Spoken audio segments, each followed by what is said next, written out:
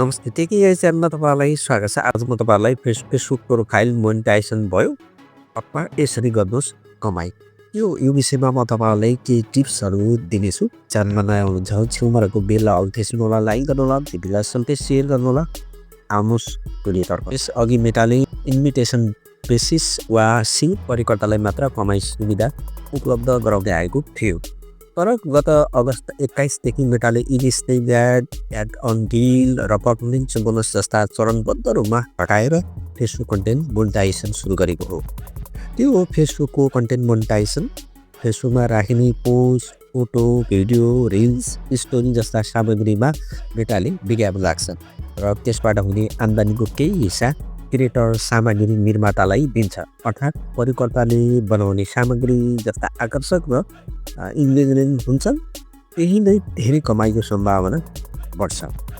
Monetisation गर्ने Facebook profile वा page professional मोडमा हुनुपर्ने, सो प्रयोगकर्ता कुन क्षेत्रमा काम गर्छ भन्ने ल्याउनुपर्छ। मैले धेरैचोटि भनिसकेको छु, तपाईँ कुन क्षेत्रमा काम गर्नुहुन्छ त्यो तपाईँले क्याटेगोरी छुटाउनुपर्छ। जस्तै डिजिटल क्रिएटर, गायक, अभिनेता, जर्नलिस्ट आदि खुलाउनु पर्छ। त्यस्तै मेटाको कम्युनिटी स्ट्यान्डर्ड अथवा कम्युनिटी गाइडलाइन अनुसार मौलिक सामग्रीहरू मात्रै पोस्ट गर्नुपर्ने हुन्छ। यी मापदण्डहरू पुरा गरेका अकाउन्टहरूले कन्टेन्ट मोनेटाइजेसनका लागि योग्य हुन्छ। कसरी दिने आवेदन, यो तपाईँलाई सबैले थाहा छ। कसरी दिने आई एम इन्ट्रेस्ट भन्ने हुन्छ। तपाईँले एकै प्रयोगकर्ताले आफ्नो प्रोफेसनल ड्यासबोर्डमा गएर मोनेटाइजेसन ट्याबमा क्लिक गर्नुपर्ने हुन्छ। यदि तपाईँको योग्यता पुगेको छ भने स्टाटस, एड अन रिल्स आदि देखिन्छ। योग्यता नपुगेमा नट एड, त्यहाँ इनस्ट्रिट एड वा एड्स अन रिल्स जस्ता विकल्प देखिनेछन्। प्रक्रिया अघि बढाउन आफ्नो नागरिकता अनुसारको नाम, पिन नम्बर र ब्याङ्कको स्विफ्ट कोड सहितको विवरण भर्नुपर्ने हुन्छ। नेपाली ब्याङ्कमै भुक्तानी नेपाली क्रिएटरहरूका लागि सबैभन्दा ठुलो राहतको विषय भुक्तानी प्रक्रिया सहज हुने। यसअघि अवैध वा अनौपचारिक माध्यमबाट पैसा झिक्नु पर्ने बाध्यताको अन्त्य गर्ने मेटाले अब सिधै नेपाली ब्याङ्क खाता लिङ्क गर्ने सुविधा दिएको हो। यसकारण मोनेटाइजेसन हट्न सक्छ। अब तपाईँहरूले यहाँनिर विचार गर्नुपर्ने हुन्छ। मैले धेरै भिडियो बनाइसकेको छु यी फेसबुक सम्बन्धी, तपाईँहरूले त्यहाँ अध्ययन गर्नुहोला।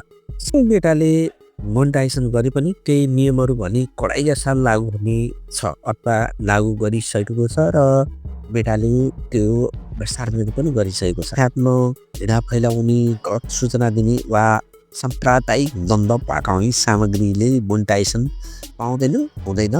जस्तै हामीले हाम्रो समाजमा नफस्ने खालका कन्टेन्टहरू फेसबुक मेटाले कहिले पनि एक्सेप्ट गर्दैनौँ। जस्तै तपाईँले कुनै व्यक्तिलाई अपवाद फैलाउने अथवा सरकारी कामकाजको लागि अपवाद फैलाउने अथवा नहुने कुराको अपवाद फैलाउने अथवा समाजले भड्काउने खालका विभिन्न किसिमका कन्टेन्टहरू जुन हाम्रो समाज अथवा हाम्रो कम्युनिटी गाइडलाइनभन्दा विपरीत भएका कन्टेन्टहरू सिधै मेटाले रिजेक्ट गर्छ र तपाईँको मोनेटाइजेसन भएको फेसबुक पेज पनि भविष्यमा सिधै पर्मानेन्टली डिलिट हुनसक्छ अथवा तपाईँको कमाइ नहुने अवस्थामा पुग्न सक्छ।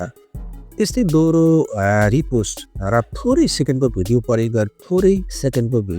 गर्दा अल्गोरिदम छाल्ने प्रयास गरेको फाइलमा पनि मोनेटाइजेसन हुँदैन। कृत्रिम रूपमा ट्राफिक बढाउने गतिविधि जस्ता कार्यलाई मेटाले कडाइका साथ रोक्ने जनाएको छ। तपाईँहरूले हेर्नेर बुझिहाल्नुभयो। जस्तै तपाईँले रिपोस्ट भनेको त्यही भिडियो फेरि पनि तपाईँले रिपोस्ट गर्नुभयो अथवा सर्टमा जस्तै कम रिल्समा प्रयोग गर्नुभयो भने पनि त्यो पनि फेसबुकले कडाइका साथ तपाईँको कमाइ अथवा तपाईँको फेसबुक पेज अथवा प्रोफाइललाई कडाइका साथ दिन सक्छ। त्यही बारेमा पनि तपाईँहरूले बुझ्नु होला। र तपाईँले भिडियो कस्तो लाग्यो, मैले धेरै कुराहरू हेरेर तपाईँहरूलाई सेयर गरेको छु। यो मोनेटाइजेसन सम्बन्धी तपाईँहरूले त्यहाँ गएर पनि हेर्न सक्नुहुन्छ। र तपाईँले फेसबुकमा मजाले काम गर्नुभयो अथवा फेसबुक मोनेटाइजेसन अथवा फेसबुकको कम्युनिटी गाइडलाइनले पालना गर्नुभयो भने तपाईँको सजिलै सेटअप आउँछ र तपाईँले फेसबुकबाट अर्निङ गर्न सक्नुहुन्छ र एकदमै तपाईँले समयको सदुपयोग गर्न सक्नुहुन्छ र तपाईँको सबै कुरालाई मेन्टेन गर्न सक्नुहुन्छ। त्यो खालको अवसर फेसबुक मेटाले दिएको छ कन्टेन्ट मोनेटाइजेसनबाट। तर तपाईँ एकदमै ओरिजिनल कन्टेन्ट र अर्ग्यानिक र क्याटेगोरी अनुसारको काम गर्नुपर्छ। हस्, thank you for watching video.